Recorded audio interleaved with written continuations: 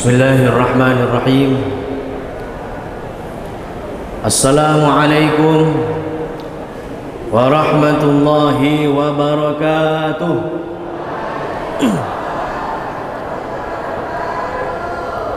Alhamdulillahi rabbil alamin. Wa bihi nasta'inu ala umuri dunya waddin. Wassalatu wassalamu ala asyrafil mursalin Sayyidina wa maulana Muhammadin wa ala alihi wa ashabihi ajma'in. Amma ba'd. Rabbi shrah li sadri wa yassir li amri wahlul 'uqdatam min lisani yafqahu qawli.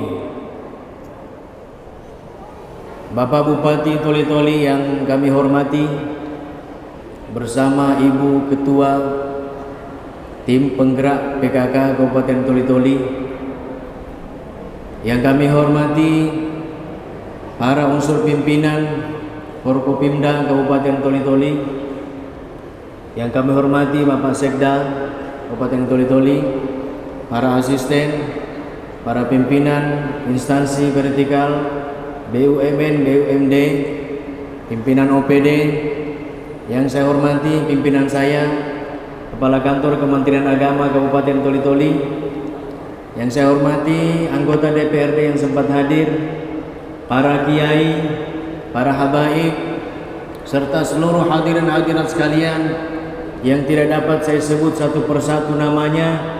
Insya Allah kita semua termasuk orang-orang yang dimuliakan Allah Subhanahu wa ta'ala. Amin. Puji syukur kehadirat Allah Subhanahu wa ta'ala dengan mengucapkan Alhamdulillahi Rabbil Alamin. Dan mari kita bersalawat kepada Rasulullah sallallahu alaihi wasallam.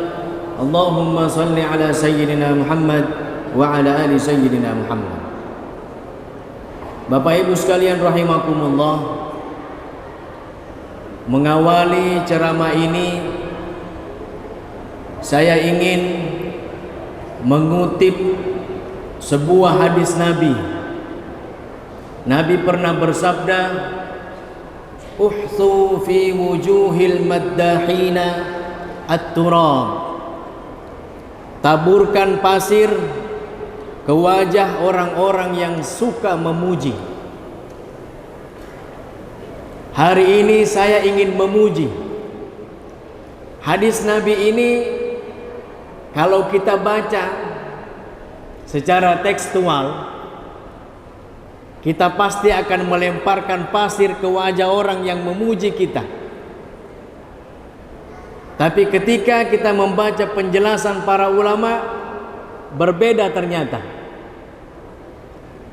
Para ulama menyebutkan yang dimaksud di sana adalah orang-orang yang memuji karena menginginkan sesuatu.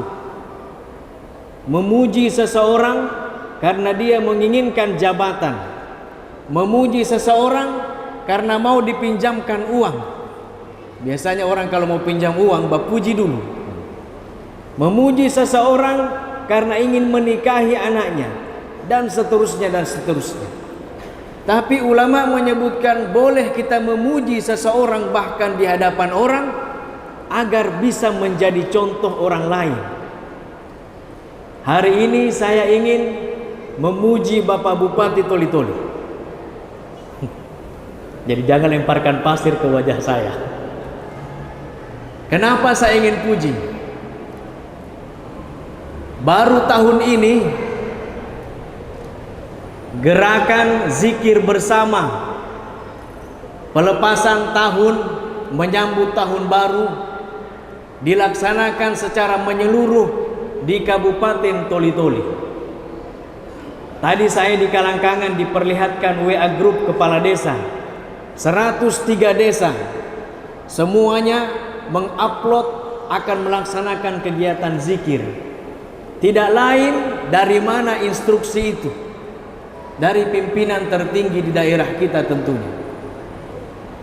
Saya ingin katakan, pemimpin itu gampang sekali masuk surga, tapi juga gampang masuk neraka. Jadi hati-hati nih pemimpin. Pemimpin itu gampang masuk surga, gampang masuk neraka. Bagaimana mau masuk surga? Gampang. Tinggal bicara saja. Semua camat buat zikir. Selesai urusan. Pahalanya satu toli-toli sama bupati. Satu saja. Walaupun penceramah berbusa-busa mulutnya berbicara tentang keharaman khamar, cap tikus, tapi kalau tidak didukung mustahil. Tapi kalau pemimpin tidak bicara dia, cukup dia tanda tangan, tangannya bergerak. Jangan sampai minuman keras menyebar di toli-toli. Selesai urusan. Pahalanya luar biasa itu. Mengajak kebaikan, mencegah kemungkaran di tangan para pemimpin.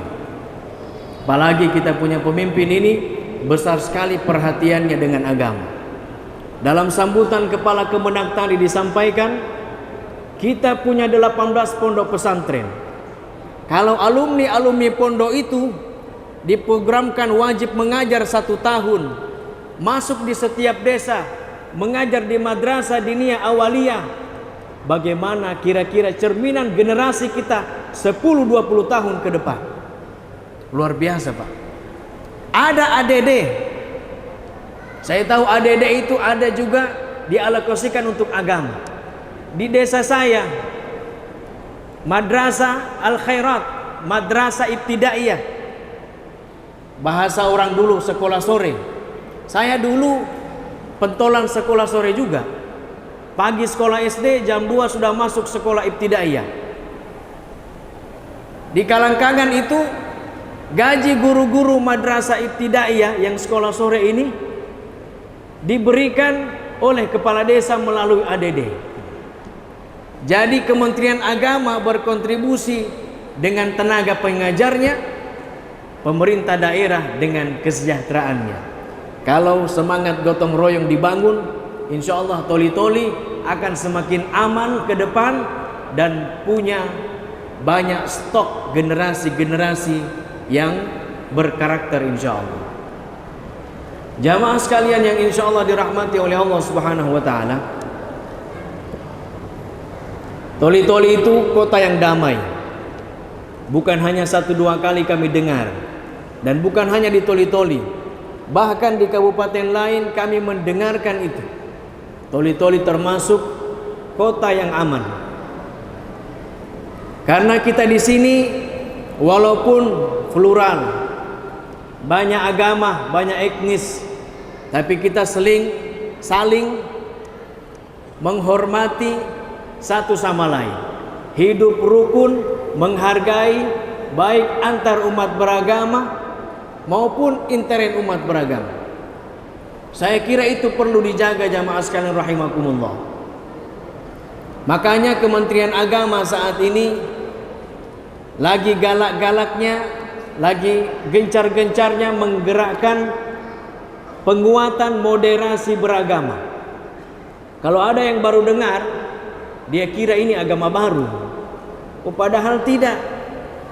Moderasi beragama itu adalah konsep pengamalan ajaran agama yang dicontohkan Rasulullah. Moderat. Bahkan pimpinan tertinggi Universitas Al-Azhar, Syekhul Azhar, Profesor Dr. Ahmad Thayyib, beliau mengajak semua umat Islam agar mengamalkan ajaran Islam, menjalankan ajaran Islam dengan at-tawassut, wasatan, moderat bahasa Indonesianya. Apa itu moderat? Moderat itu kalau di Indonesia ada 9 kata kuncinya. Moderat itu lawannya ekstrim kiri atau ekstrim kanan. Dan di Kementerian Agama bukan hanya di dalam Islam saja yang ada penguatan moderasi beragama. Di agama Kristen mereka juga ada penguatan moderasi beragama. Sebab di ajaran mereka ada juga yang ekstrim. Di agama Hindu ada penguatan moderasi beragama. Di tahun ini ada beberapa angkatan kita dilakukan penguatan, pendidikan penguatan moderasi beragama, dan di dalamnya itu campur dari ustadznya, tokoh agamanya, pendetanya, dari pemuka-pemuka agama lain. Jamaah sekalian rahimakumullah, moderasi beragama ini sangat perlu, sebab akhir-akhir ini paham ekstrim banyak menyebar, baik di dunia nyata maupun di dunia maya. Kadang orang tidak sadar kalau sudah nonton video menurutnya itu dari hadis, dari ayat Al-Quran, ditelan mentah-mentah. Akhirnya merasa dirinya paling benar, selain dia penghuni neraka semua. Oh, sudah ini ekstrim. Padahal konsep Nabi tidak begitu. Salah satu saya contohkan jamaah sekalian. Zikir akbar ini, melaksanakan zikir untuk tahun baru ini, orang-orang ekstrim mengatakan ini bid'ah. Nabi tidak pernah kasih contoh ini. Tahun baru kemudian berzikir. Iya, itu menurut Anda. Tapi ulama-ulama ahlu sunnah wal jamaah pahamnya tidak demikian, mencermati Rasulullah sallallahu alaihi wasallam. Mereka memahami bahwa Nabi itu ketika meninggalkan sesuatu, yang ditinggalkan Nabi tidak bisa menjadi hukum. Apa yang Nabi tinggalkan, Nabi tidak lakukan, tidak bisa dijadikan hukum. Ini nih, harus dipahami nih. Ulama sepakat. Profesor Dr. Ali Jum'ah dalam kitabnya menyebutkan ajma'al muslimun, ajma'al ummah, semua umat Islam sepakat syarqan wa gharban, timur barat, bahwa apa yang ditinggalkan Nabi tidak bisa, tidak mesti menjadi hukum, tidak harus dijadikan hukum. Beliau memberikan contoh ketika Nabi meninggalkan mimbar. Nabi tidak pakai mimbar, awalnya pakai mimbar khutbah. Terus Nabi tinggalkan mimbar, lalu khutbah di samping pohon kurma. Bagaimana sahabat memahaminya? Sahabat memahami bukan berarti mimbar itu haram ketika Nabi tinggalkan mimbar. Justru sahabat membuatkan mimbar baru kepada Nabi. Dibuatkanlah Nabi mimbar yang baru. Nabi pun khutbah di atas mimbar yang baru itu dan meninggalkan pohon kurma. Menangislah pohon kurma itu dalam kisah. Sahabat itu paham bahwa apa yang ditinggalkan Nabi tidak langsung haram. Sama dengan zikir begini. Dulu Nabi melarang umat Islam sahabatnya berziarah kubur. Kuntu nahaitukum an ziaratil kubur. Dilarang Nabi oleh Nabi, dilarang seluruh sahabat ziarah kubur. Pada masa-masa para sahabat baru mengenal Islam. Kenapa? Saat itu masih dekat dengan kemusyrikan. Jangan sampai mereka sembah kubur. Ketika imannya sudah mantap, Nabi bilang ala fazuruha. Sekarang ziarahi kubur. Dia punya penyebab sudah hilang. Silakan ziarahi. Hukum berubah dari haram menjadi boleh. Saya berikan contoh yang lain. Dulu ada pakaian penutup kepala namanya toilas. Diharamkan oleh para ulama saat itu karena menyerupai pakaiannya Yahudi. Seiring berjalannya waktu, bukan hanya kaum Yahudi yang pakai surban ditutup di kepala. Ternyata semua sudah banyak yang pakai. Akhirnya banyak yang pakai, termasuk di Arab Saudi. Berubahlah hukum, karena bukan hanya Yahudi yang pakai, semua sudah pakai. Jadi bukan hanya simbol identitas satu agama tertentu. Berubahlah hukum menjadi boleh menggunakan itu. Setelah itu digunakan. Zikir malam tahun baru dulu tidak ada, karena memang dulu belum ada petasan.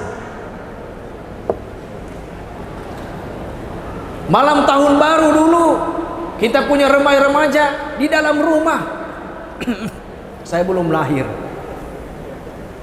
Sekarang malam tahun baru anak-anak muda keluar, banyak sekali bahaya. Bahkan angka kecelakaan di malam tahun baru itu semakin meningkat. Banyak tidak pakai helm, karena pakai helm katanya tak bongkar dia punya rambut, dia punya sisir, tak penyak rambutnya, buka helm. Bakar kembang api, berfoya-foya, bahkan mabuk, berkelahi, baku tikam, baku tabrak. Karena mabuk, tidak konsentrasi bawa motor, banyak kecelakaan. Inilah yang dipikirkan oleh kiai-kiai kita, oleh ulama-ulama kita, bagaimana supaya mereka ini tidak berkeliaran, bagaimana supaya ada upaya yang bisa membentengi mereka. Dibuatlah zikir, tausiah, supaya ada sedikit didengar. Bahwa orang di masjid itu, dia nongol sedikit, dia dengar. Kemudian penjelasan, oh ternyata lebih banyak manfaatnya duduk di sini. Yang hadir di sini Bapak Ibu semua, ada satu hadis sahih. Hadis sahih. Rasulullah bersabda bahwa Allah itu punya malaikat, sering saya sampaikan ini, punya malaikat yang melakukan patroli siang malam. Allah punya itu. Bukan berarti Allah tidak tahu kondisi yang terjadi. Dilakukan ini supaya kita tahu bagaimana prosesnya. Malaikat itu tugasnya mencari majalisul zikir, majelis-majelis zikir seperti ini. Tadi berarti sudah ada malaikat datang ke sini. Halummu ila hajatikum. Sesama malaikat, ada yang di Tuwele sana turun, ada yang di Lutungan. Yang turun di sini, dia bilang, kemari. Di Masjid Agung Al Mubarak ada orang kumpul di sini berzikir, dipimpin oleh Kiai Mujib. Hadir juga Bupati Toli-Toli. Nah, datanglah malaikat kemari. Satu persatu itu malaikat mencatat nama kita yang hadir. Dari MC yang bawa sambutan, penceramah, apalagi, amin, yang hadir, yang bawa kopinya Pak Bupati, dapat juga jatah dia. Yang mau bagi-bagi kue di luar, semua dapat. Pak Sekda dapat. Dicatat semua namanya. Lalu malaikat naik ke atas langit. Ya Allah, kami dapati hambamu di Masjid Agung, berzikir mengingatmu, berdoa mengharapkan surgamu, takut nerakamu. Siapa semua di situ? Ini nama-namanya ya Allah. Ushidukum ya malaikati anni qad ghafartu lahum. Saksikan malaikatku, semua yang hadir di sana, aku ampuni semua dosanya. Malaikat keberatan. Dia bilang, ya Allah, tidak semuanya hadir mau berzikir. Ada yang takut karena Pak Bupati pemerintah harus hadir, maka dia datang. Contoh. Ada yang datang cuma bersiaran langsung terus, live. Tidak berzikir dia. Ada yang datang cuma mengantar ibunya. Ada yang datang cuma nagih hutang. Ada yang datang cuma basoting. Contoh ini. Contoh kominfo. Apa kata Allah? Humul julasa'u la yashqa bihim jalisuhum. Orang-orang yang duduk bersama ahli zikir, tidak akan celaka. Itu keutamaan majelis zikir. Kalau kita datang di majelis zikir, sekalipun kita tidak berzikir, cuma main game, semua kita kecipratan manfaatnya. Diampuni semua kita punya dosa ini jamaah sekalian. Gitu manfaatnya zikir begini. Sering-seringlah hadir. Malaikat menaungi kita dengan sayapnya, mendoakan kita. Jadi dulu ini tidak ada, sekarang diadakan.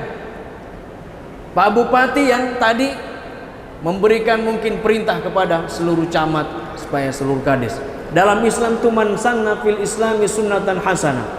Siapa kata Rasulullah yang memberi contoh yang baik di dalam Islam, falahu ajruha, maka dia akan mendapatkan pahalanya. Yang memberi contoh itu dapat pahala juga. Jadi ini keutamaan seorang pemimpin juga ini jamaah sekalian. Jamaah majelis zikir rahimakumullah. Apalagi yang biasanya dihukumi bid'ah. Makanya ada moderasi beragama. Misalnya doa setelah sholat. Saya harus ungkapkan di sini supaya kita paham. Ada kelompok yang mengatakan tidak ada petunjuknya itu berdoa habis sholat. Di dalam kitab Sahih Bukhari saja katanya tidak ada dicantumkan hadis tentang berdoa setelah sholat. Ini mengecilkan ruang pemahaman kita tentang Islam. Padahal kitab hadis itu banyak. Ada 6 misalnya yang kita ketahui. Bahkan Imam An-Nawawi ini tadi kelompok yang bilang ini, dia yang bilang. Kalau saya mengutip Imam An-Nawawi, ulama berkelas di mazhab Syafi'i, menyusun kitab Riyadhus Shalihin. Dalam kitab Riyadhus Shalihin dia taruh satu bab, masail fid doa, persoalan-persoalan tentang doa. Di dalam bab itu ada satu hadis disebutkan dari Abu Umamah bertanya kepada Nabi, doa mana yang paling diijabah? Rasulullah menjawab, fi jawfil lail, di sepertiga malam, wa fi duburi salawatil maktubat, atau kama qala Rasul, dan di setiap akhir salat fardu. Dia bilang tidak ada contohnya, tidak ada hadisnya. Kalau belum baca, bilang belum. Jangan bilang tidak ada petunjuknya. Ini ekstrim. Akhirnya yang lain merasa berarti selama ini kita salah berdoa habis sholat. Apa salahnya? Nabi sendiri kasih contoh itu. Ini paham moderat. Jangan menyalahkan orang yang berbeda dengan kita. Dalam moderasi beragama itu kan ada 9 dia punya pilar, kata kuncinya. Yang pertama kemanusiaan. Moderat itu memperhatikan kemanusiaan, melihat sisi manusianya.